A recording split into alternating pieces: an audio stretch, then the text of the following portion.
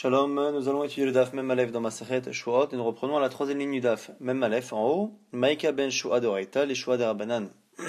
Quelle différence est-il entre un serment imposé par la Torah et un serment imposé seulement par les sages, puisqu'on a vu qu'il y avait des cas de Shua Tesset et des cas où la Torah n'imposait pas à une personne de jurer, mais que les Chachamim l'avaient fait. Quelle différence pratique y a-t-il entre les deux?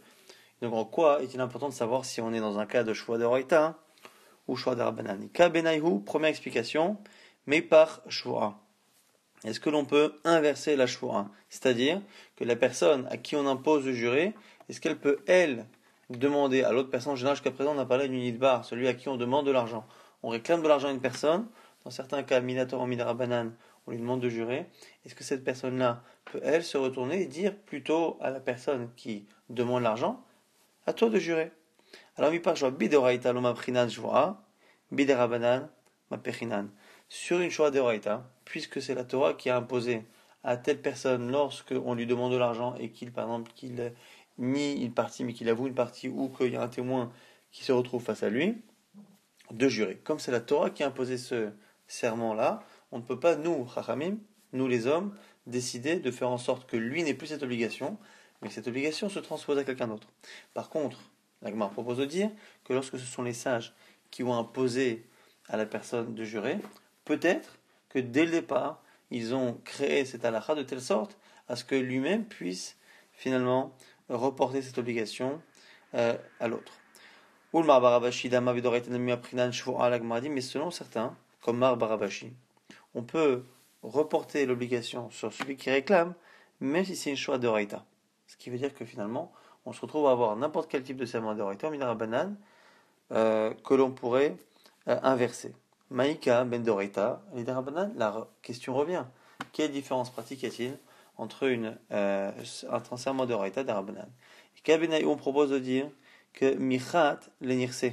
Est-ce que l'on peut, en cas de refus de jurer, est-ce que l'on peut aller saisir les biens de la personne? Ben nartinan l'enirse. On propose de dire ici que si c'est un serment de la Torah dit à une personne de jurer, ça veut dire que s'il refuse, on a le droit d'aller lui saisir ses biens pour payer l'argent qu'on lui réclame et à propos duquel il refuse de jurer. Mais l'Arbanan, on artinan l'enirse, et on propose de dire ici que lorsque c'est les Chachamim qui ont imposé de jurer, ils n'ont pas osé aller si loin. Puisque la Torah n'a pas imposé à cette personne de jurer, peut-être que nous, on ne peut faire que lui faire peur en lui demandant de jurer, mais on ne peut pas aller jusqu'au bout et lui saisir ses biens. La Gemara dit que là aussi, ça ne peut pas convenir à tout le monde. Le Rabbi Yossi d'Amar, Ben Rabbanan Nami Nartinan l'enirse. Et selon Rabbi Yossi, qui dit que même quand c'est un serment imposé par les sages, on a le droit d'aller récupérer, saisir les biens. Dites-na, d'où on l'apprend d'une Mishnah là-bas dans Gittin qui dit Mitzat Cheresh Shotev et Katan Yesh Baem Gezel Mipnei Darkei Shalom. Celui qui trouve un objet de Cheresh Shote Katan. Quelqu'un qui n'a pas toute sa tête. Cheresh Shormué, Shote un fou, Katan un mineur. Donc c'est quelqu'un qui n'a pas de propriété. Celui qui trouve un objet qui, on va dire, verbalement, on va dire qu'il appartenait à Cheresh Shotev et Katan, mais halachiquement, cette possession-là n'a pas réellement de valeur et donc on n'a pas l'obligation de lui rendre. Les Chachamim ont fait en sorte, tout de même, à cause des malentendus et des disputes que cela peut créer, on a obligé les personnes qui trouvent un objet Nacheresh, Shotev et Katan, finalement de le rendre. Et celui qui le garde commet un gezel, un vol midarabanan. Rabbi Yossi Omer, Rabbi Yossi là-dessus vient dire Gazel Gamour. Il dit non, c'est pas un semblant de vol, c'est vraiment du vol. Alors la Gemara dit Vamar Rapriza Gezel Gamour midivrehem, que Rapriza explique que même Rabbi Yossi qui dit que c'est du Gezel Gamour, c'est pas Mina Torah, c'est que Midarabanan. Alors la Gemara dit attends, je comprends pas. On a un premier avis qui me dit que c'est un Gezel Midarabanan Mishum Darkei Shalom. Rabbi Yossi vient dire non, c'est un vrai Gezel, c'est du vrai vol Midarabanan. Alors on peut se demander finalement qu'est-ce qu'il vient rajouter, puisque le premier dit que c'était un vol du point de vue des sages. Lui vient dire que c'est un vrai vol, mais du point de vue des sages. Qu'est-ce qu'il rajoute? Ma'inav kamina. On dit l'otsio bedayanim. Après, c'est quoi le nafkamina? C'est pour être motsi bedayanim, c'est pour savoir si on peut lui saisir le bien. Et donc, ce qu'on va dire, c'est que selon l'avis qui dit que c'est du vol, selon les sages, ça veut dire que les sages donnent un avis sur la question. Ils interdisent, ils donnent un avis, c'est du vol. Mais ils ne se permettent pas d'aller saisir le bien en question. Par contre, Rabbi Yossi, quand il dit Gezel Gamour, ça veut dire que ça a toutes les conséquences d'un vrai vol. Quand c'est un vol minatoire, on peut aller saisir le bien. Là, ici, ce sera pareil, même si réellement, ce sont les sages qui ont posé cette halakha. Donc, on voit ici que selon Rabbi Yossi, lorsque les sages font une halakha, ils la font exactement comme une halakha de la Torah, et donc on peut saisir. Donc, la question revient. Pour le serment également, quelle différence est-il entre un serment imposé par la Torah par rapport à un serment imposé par les sages, puisque quoi qu'il arrive, les conséquences devraient être les mêmes. Maïkaben de Raït al-Darabanan, selon Rabbi Yossi. Kabenaï, on propose de dire Shekenegdo Chashud al Ashvora. Que faire lorsque la personne qui est face à celui qui réclame, donc la personne qui doit jurer, Chashud al Ashvora, il est soupçonné d'être menteur. Donc on se retrouve dans une situation où, soit Minator enverra, soit Midarabanan, la personne qui doit jurer est une personne qui a la réputation de mentir face à un tribunal. On sait qu'il est probable que cette personne-là, quand on lui demande de jurer, mente. Et là, ça pose un problème à notre cas, puisque l'idée du serment, c'est de partir du principe que c'est quelqu'un qui, si je ne le fais pas jurer, va peut-être mentir. Et donc c'est pour ça que je fais jurer. Mais d'un autre côté, il faut qu'il ait tout de même l'honnêteté suffisante pour que lorsque je lui demande de jurer et que je lui demande de prononcer le nom de Dieu, selon beaucoup de Rishonim comme on a vu il y a quelques jours, il faut que la personne ait assez de crainte du ciel et assez d'honnêteté pour que le serment lui fasse dire la vérité. Si je suis face à quelqu'un qui ne craint rien ni personne, il peut se retrouver finalement à me mentir. Or, l'idée est que quand je le fais jurer, je pars du principe qu'une fois qu'il jure, je le crois, et donc je prends ses dires comme étant une vérité. Donc il faut faire attention de ne pas faire jurer quelqu'un qui est malhonnête.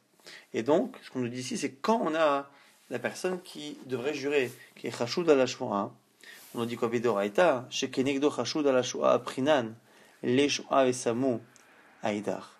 Lorsque c'est un serment de la Torah, et que la Torah impose de faire jurer quelqu'un qui finalement, s'il jure, il va tout fausser le procès, puisque finalement, on sera obligé de le croire, alors qu'on sait qu'il va mentir. Minatora, on inverse, et on fait jurer l'autre, celui qui réclame. Par contre, Miderabanan, quand c'est un serment qui est imposé par les sages, Takantahi, et Takantal et Takanta leur abinan. Puisqu'à la base, le fait de faire jurer dans un cas des Rabanan, c'est-à-dire que c'est un cas où la Torah n'a pas demandé de jurer.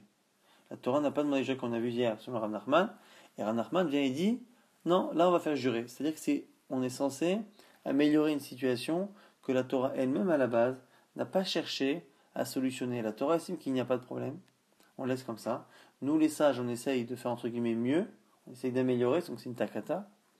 Et ce qu'on nous dit ici, c'est que quand on essaye d'améliorer, on ne va pas en plus chercher à améliorer l'amélioration. C'est déjà une takata.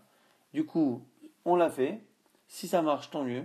Si ça marche pas parce que la personne décide de mentir, eh bien ça ne fera que revenir à la situation initiale. Ce qu'on ne veut pas, c'est que par contre, ce que la Torah a cherché à faire, c'est-à-dire à aboutir à la vérité grâce à un serment, on ne veut pas finalement que ce soit un échec à cause de la malhonnêteté de la personne. Donc c'est pour ça qu'on peut se permettre d'améliorer un fonctionnement de la Torah, mais pas un fonctionnement des Chachamim qui est déjà à la base d'une amélioration. On le Rabbanan des Pligalé et des Rabbi aussi. Maintenant, on se pose une question. On a vu qu'on a une marloquette donc entre Rabbanan et Rabbi aussi. Est-ce qu'on peut aller récupérer cet argent lorsque la personne refuse de jurer? Est-ce qu'on peut aller récupérer? Alors la Gemara nous dit, selon Chachamim, qui disent qu'on ne peut pas récupérer. D'amour bidé Rabbanan, le Nartina, le Nirse, qui ont dit qu'en manière générale on ne peut pas aller récupérer les biens quand c'est justement un serment des Rabbanan. Mais Avinale, qu'est-ce que l'on fait de cette personne?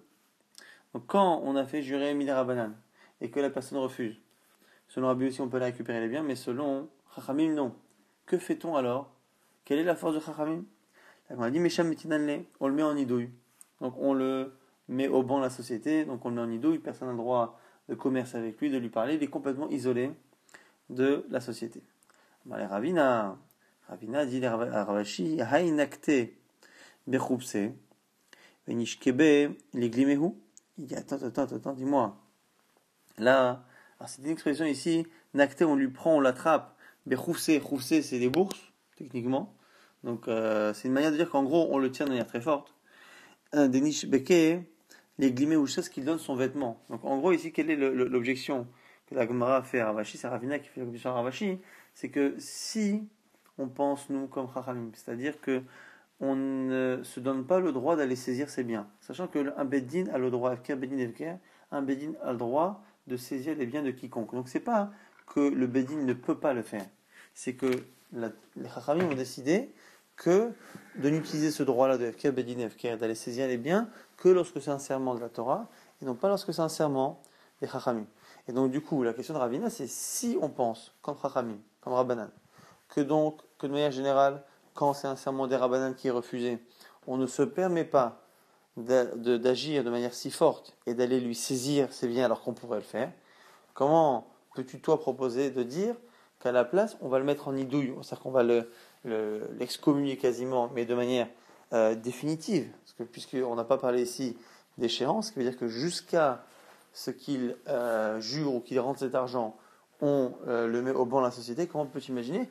Alors que finalement c'est bien plus violent, parce que finalement la personne ne peut pas supporter cette situation, c'est intenable, et donc du coup, c'est pour ça qu'on compare à quelqu'un qui serait attrapé par les parties, et jusqu'à ce qu'il donne son argent. Donc la Gemara dit en gros, c'est presque aussi fort, ou c'est presque même plus fort, que ce qu'on a refusé de dire, selon Rabbanan. Donc la Gemara dit, ça ne peut pas être ça. Et là, la Gemara dit, on fait quoi alors? On ne peut pas dire qu'on ne fait rien. Si Chachamim demande à la personne de jurer, et que lorsqu'il refuse, il repart tranquillement, c'est pas possible. Ça paraît finalement être une takana pour rien.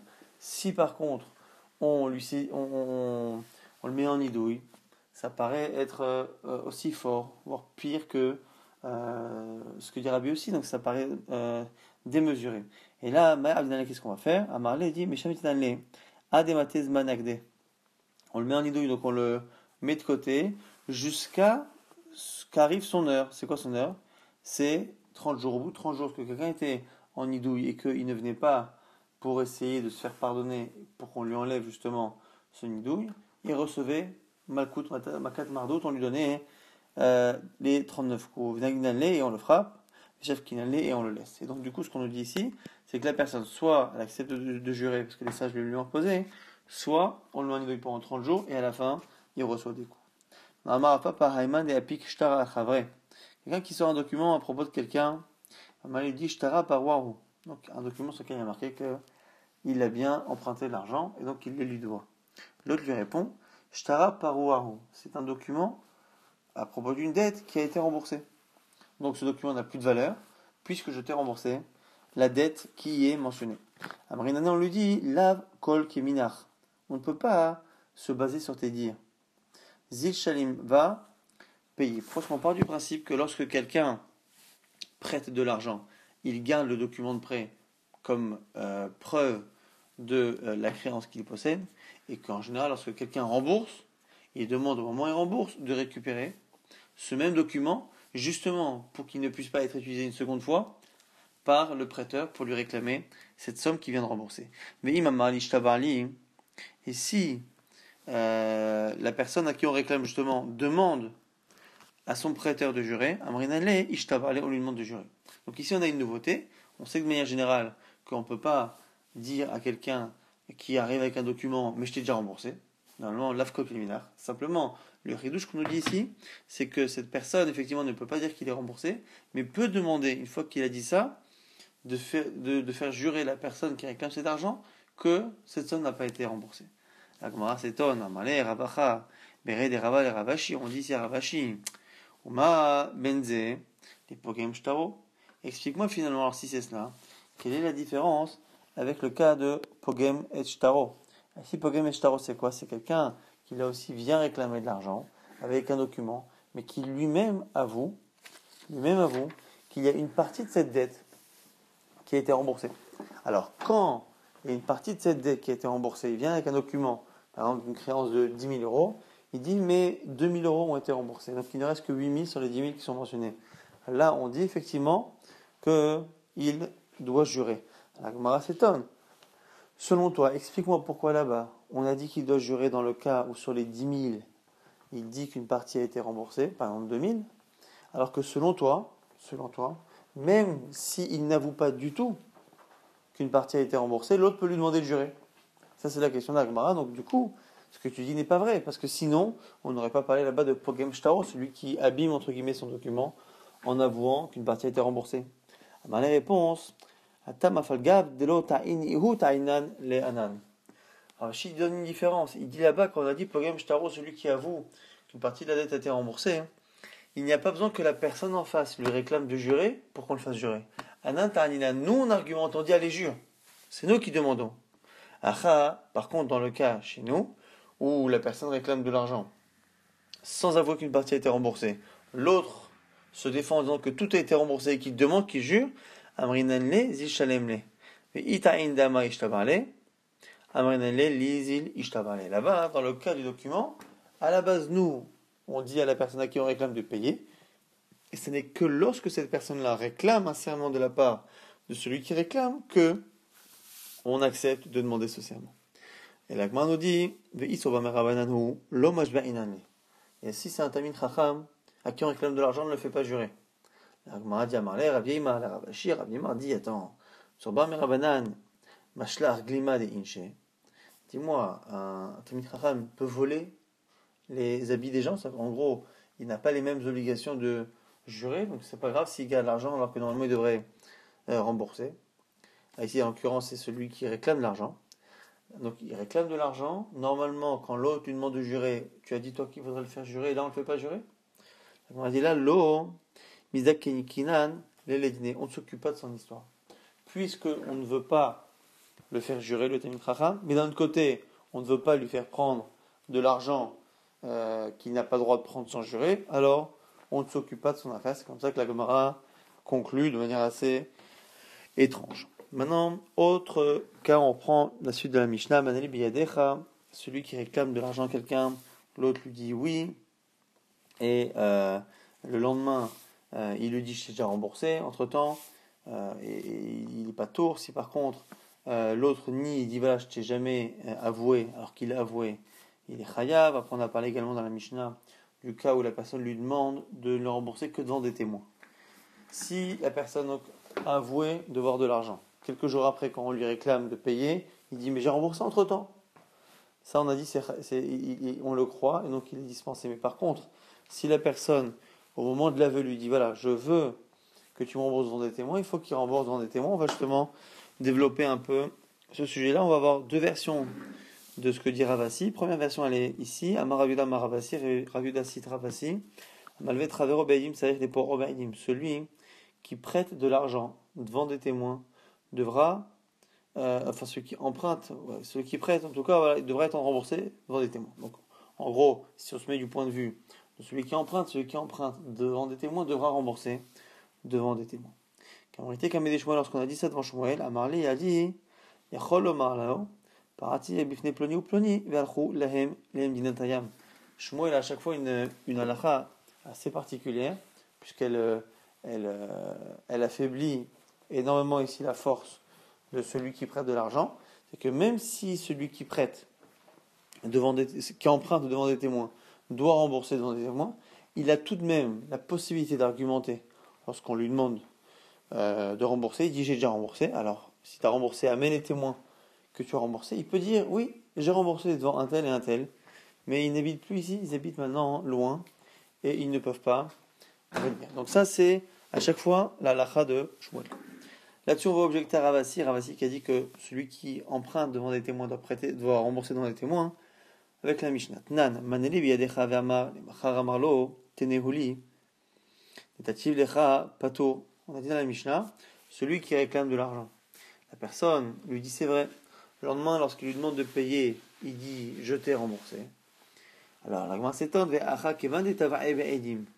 Pourtant là, il lui a réclamé l'argent devant des témoins. Et donc, il a avoué devant des témoins. Et la Gemara ici estime que Kema de Uspe Baïdim Damek, ça ressemble à un emprunt devant des témoins. Avec Atana et Patour, pourtant on a dit Patour. Pourquoi ?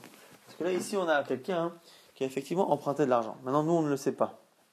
Depuis quand on sait qu'il y a cet emprunt ? Quelle est la preuve, finalement, que la personne a prêté cet argent ? C'est le moment où la personne a avoué. À partir du moment où la personne a avoué, elle a, d'une certaine manière, presque généré cette dette. Et donc, du coup, la Gemara estime que au moment où la personne a avoué, c'est comme si c'était le moment de l'emprunt.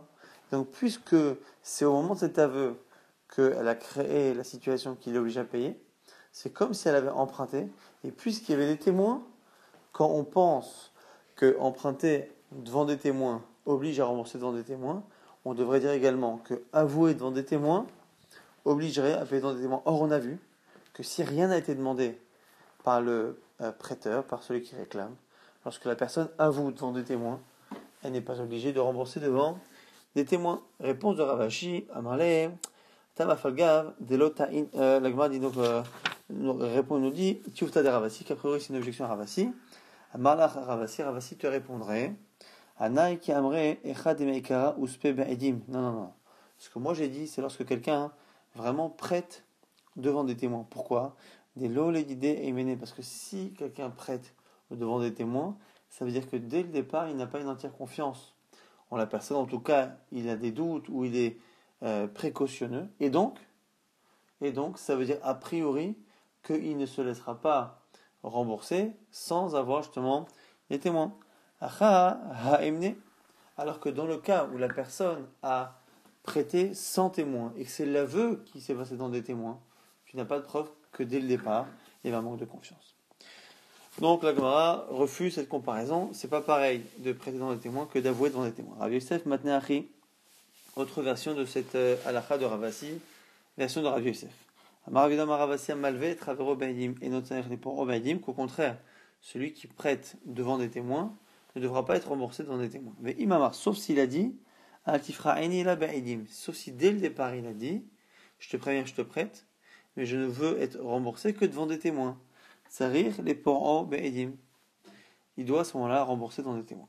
Kamrita, Kamede Shmuel, lorsqu'on a dit ça devant Shmuel, Amarli, il a dit Yachol Lomar, il peut lui dire Paraticha bifne ploni ou ploni, valchou, lahem, l'endinatayam. Là aussi, encore une fois, toujours Shmuel qui dit que même s'il a une obligation de rembourser devant des témoins, il peut très bien dire j'ai remboursé, et les témoins sont partis à l'étranger. Là-dessus, on objecte. Nan, Maneleviadecha Vamalohen, celui qui réclame de l'argent, l'autre avoue. Et la personne dit à ce moment-là, tu ne me rembourses que devant des témoins, on a dit dans la Mishnah.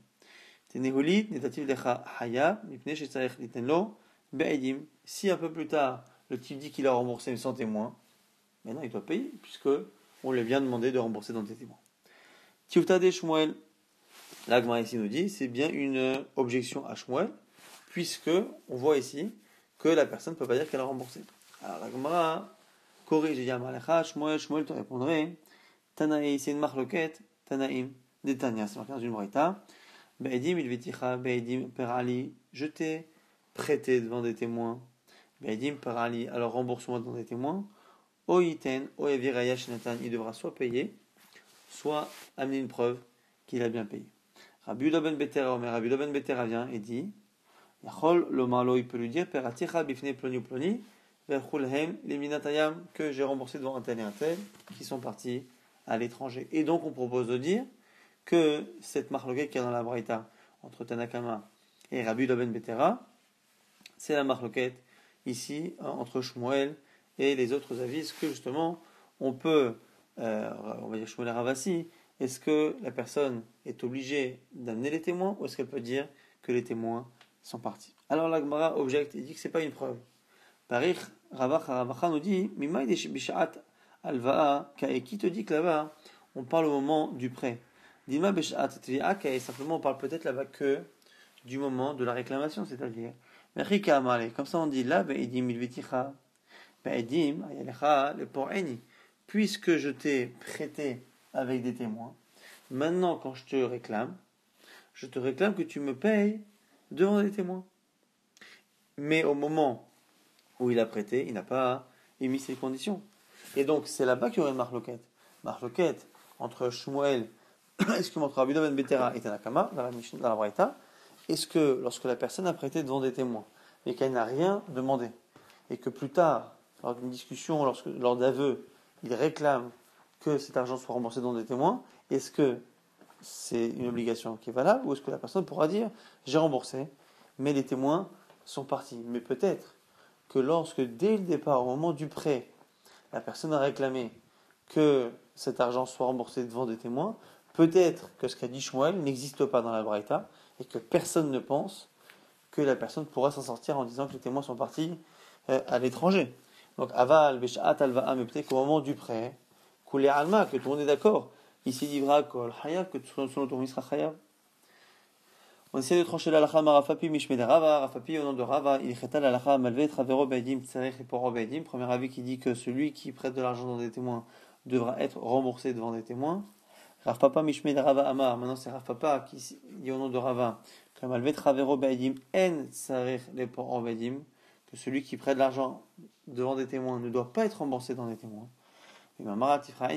Sauf s'il réclame dès le départ. Mais tout de même,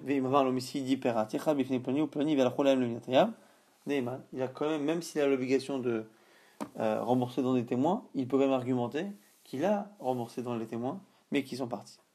La suite, un siman pour s'en rappeler, Reuven ve Shimon, Tetanu il Cheta, Yaspe ou Para, Ploni ou Ploni, Atzpe, Sitrae, Beimnuta, Kevetre. Haoudama, première histoire. Amalek Havre qui partit. Par'in li BAP Reuven ve Shimon. C'est quelqu'un ici qui, dès le départ, lui dit, tu sais, je te prête de l'argent, mais je ne veux être remboursé que devant un tel et un tel. Donc, non seulement il demande des témoins, mais il les nomme. Azal ou Par'e BAP très me'alma. Cette personne est partie et a remboursé, en tout cas, amène aujourd'hui une preuve par deux témoins qu'il a remboursé, mais ces deux témoins ne sont pas les Reuven et Shimon qui étaient demandés sur le document de prêt. Amar Abaye propose et dit BAP Betre Amarle, BAP Betre pareil. Moi je ne retiens que l'idée de deux témoins. En demandant qu'ils soient remboursés devant Reuven et Shimon, pour moi, c'était une demande d'avoir deux témoins. Deux témoins ont été demandés, deux témoins ont assisté à un serment. On n'accorde pas d'importance au fait que ce ne soit pas se demander. Rava lui dit attends, qu'est-ce que tu racontes? C'est pour ça qu'il a précisé Reuven et Shimon. Parce qu'il ne voulait pas se retrouver devant deux autres personnes qui viennent lui dire qu'il a remboursé parce qu'il n'avait pas confiance. Et donc, ça ne marche pas. Donc on a une marloquette ici, Abaye vers Rava. Deuxième histoire, Aoud Amal el Chavre, un homme qui dit à propos de quelqu'un qui paratali par inni be'ape betre detanu ilcheta. Lorsque tu me rembourseras, je veux que tu me rembourses devant deux talmidei chachamim, deux personnes qui enseignent la halakha, donc deux personnes qui ont certaines connaissances. Ça, c'est la condition qu'a émis le prêteur. Azal pareil, ben dilé les dilé. Il a remboursé ni devant les talmidei chachamim, ni même devant des témoins entre eux. Itnisu anar souzé, et cet argent, après, a été perdu par un cas de onèse, donc un cas de force majeure, une catastrophe naturelle, a détruit cet argent. Ils sont partis voir Nachman. À Marley, alors la personne qui a prêté et qui a été remboursée finalement entre eux, en privé, avoue avoir reçu cet argent. In kaboulé kabaltin humine. Effectivement, j'ai bien reçu cet argent de la personne. Mais pour moi, c'était derrière Picadon. Je l'ai pris en tant que gage. Parce qu'on avait dit que je ne serais remboursé que devant deux Talmidei Chachamim. Ve'amina leheve gabay Picadon. Et je me suis dit, je vais garder cet argent-là en gage. A demitramu be tre detano ilcheta mukayem tnae. Jusqu'à ce qu'on trouve deux Talmidei Chachamim qui respectent les conditions amenées. Et à ce moment-là, le tnaï sera appliqué et je pourrai être remboursé. Je rendrai à ce moment-là le gage. Alors Rav Nachman lui répond Marlé, Keban de Kamodit de Vadai, Shekatin Humine, puisque tu avoues que tu as pris cet argent. Pour nous, c'est un bon remboursement. Et ici, ce qui est sous-entendu, c'est que puisque tu n'as pas clairement dit que ce n'était pas un remboursement, tu aurais dû dire que pour toi c'était un gage en attendant qu'on te rembourse. Mais si tu ne le dis pas, on appelle Varim Shebalev, c'est des paroles que tu as dans ton cœur mais qui n'ont pas de valeur juridique. Si tu veux absolument à ce moment-là que on fasse ce qui était écrit dans le document, à ce moment-là, Zilatinu, tu as qu'à rapporter l'argent, donc du gage, et à Anna Rav Shechel, car nous, moi ici, Anachman et Rav Shechel qui est présent, Tanina ilcheta, on fait partie de ceux qui enseignent la halakha, donc qui respectent les conditions que tu as émises. Sifra, Vesifre, Betosefta, Vechula, Gmara, non seulement la halakha, Sifra, Sifre, les midrashim, Betosefta, et les braïtot, Vechula, Gmara, et toute la Gmara, toutes les questions sur les mishnayot et les braïtot. Donc en gros, alors c'est un peu ironique, il sait très bien que cet argent n'existe plus. Donc il lui dit, en gros, c'est un bon remboursement. Aoudamale le Chavre, autre histoire, un qui dit à son prochain, Avli me Azouzé, de Ospitar. Rends-moi les 100 ous que je t'ai prêtés. Amalé lui dit, l'œil varie merolam. L'autre lui dit, ça n'est jamais arrivé. Azala été saadé, de Ouspé ou paré. La personne qui réclame amène 2 témoins. Ces 2 témoins attestent qu'il y a bien eu un prêt. Très bien. Le seul problème, c'est que ces mêmes témoins qui attestent qu'il y a eu un prêt attestent que cet argent a été remboursé.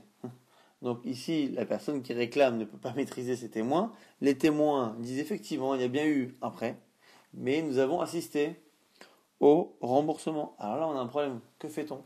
Parce que ici, on a des versions complètement opposées. On a celui qui réclame qui dit on m'a emprunté sans me rembourser. Celui à qui on réclame dit qu'il ne s'est jamais rien passé. Et les témoins ont une troisième version et on ne sait pas quoi faire. On ne sait pas quoi faire. Alors la Gemara va nous dire quoi? Marabaya, il nous dit Mani avot que faire? Inhu amre uspe. Inhu amre, pareil, d'un côté, on a envie de croire les témoins parce que si on les croit sur le fait qu'il y a eu un prêt, on devrait aller jusqu'au bout et les croire sur le fait que ça a été remboursé. Rava n'est pas d'accord. Il dit non. Rava amar kol omer lo laviti ki omer lo parartidame. Il dit pourquoi on ne va pas croire les témoins jusqu'au bout? On ne va pas ici dire que l'opagidan d'Ibouré comprend leurs paroles en entier et donc ce qu'ils ont dit, on le prend jusqu'au bout. Donc, de la même manière qu'ils ont dit qu'il y a eu un prêt, il y a eu un remboursement, on ne dira pas ça. Pourquoi?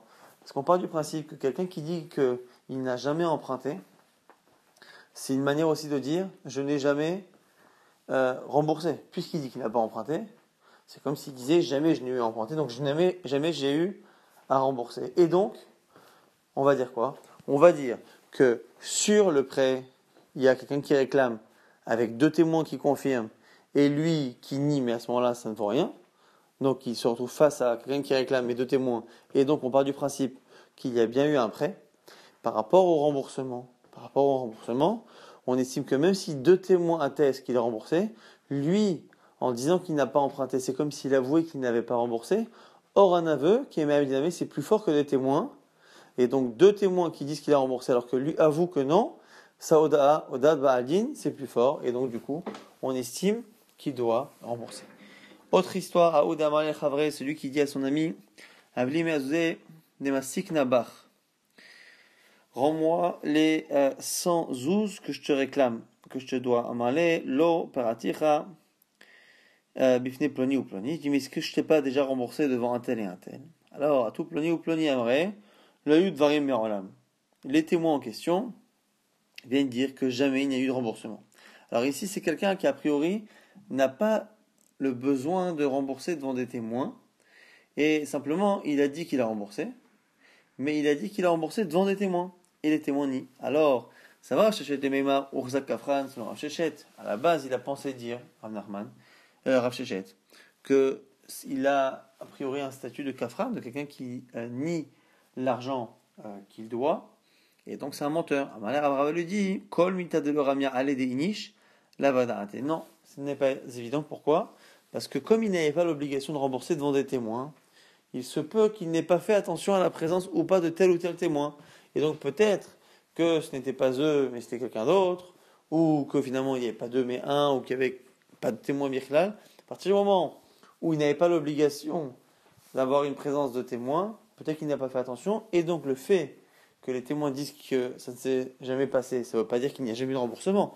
C'est-à-dire qu'ils n'ont pas assisté à un remboursement, et donc ce n'est pas une preuve que la personne est un menteur. Et donc, il pourrait éventuellement nous dire plus tard, non, finalement, je me rappelle, je me suis trompé, je confonds avec une autre situation. Mais finalement, dans ce cas-là, effectivement, il n'y avait pas de témoin. C'est ça, l'afkamina que propose Agmara par rapport à ce qu'avait pensé dire au départ Rav Sheshet.